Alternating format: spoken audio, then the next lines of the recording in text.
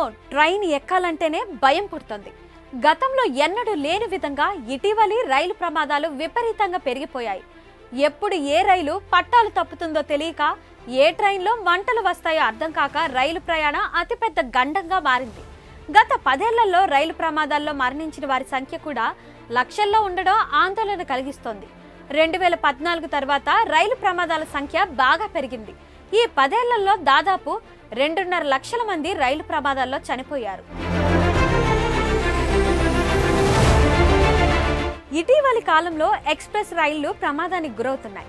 Visakhapatnam Amritsar Hirakud, Howrah Chhatrapati Shivaji Maharaj terminus, Sabarmati express రైళ్లు ఈ మధ్య కాలంలోనే ప్రమాదానికి గురయ్యాయి.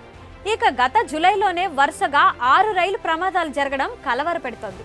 ఈ ఘటనల్లో 10ల సంఖ్యలో ప్రయాణికులు మరణించారు.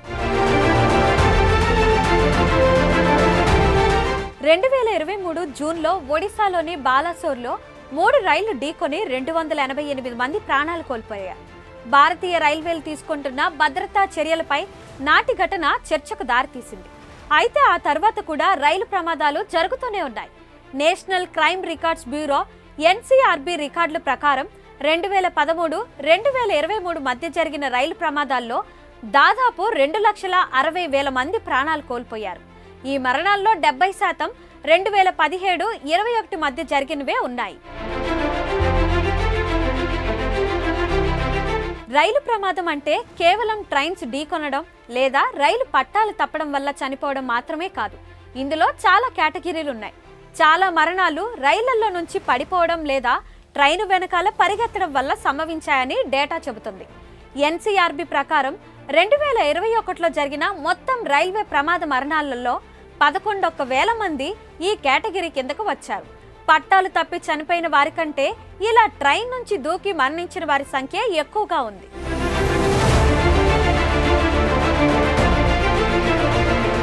దేశంలో తరచుగా రైలు ప్రమాదాలు జరుగుతున్నాయి. 2018-19 తర్వాత ఏడాదికి సగటున 40 రైలు ప్రమాద ఘటనలు జరిగాయి.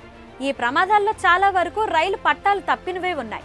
మరోవైపు రైల్వేల నిర్వహణలో కేంద్రం విఫలమైందన్న వాదన గట్టిగా వినిపిస్తోంది.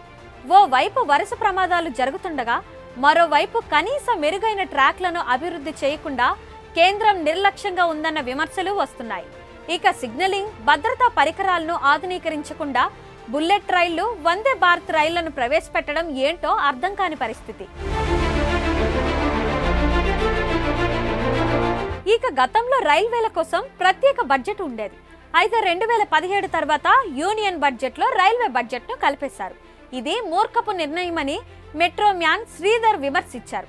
ఇక 2023లో 278 మంది ప్రయాణికుల మృతికి కారణమైన బాలాసోర్ రైలు ప్రమాదం తర్వాత ఈ నిర్ణయం తప్పు అని మాజీ కేంద్ర మంత్రి వీరప్ప మేలి అంగీకరించారు.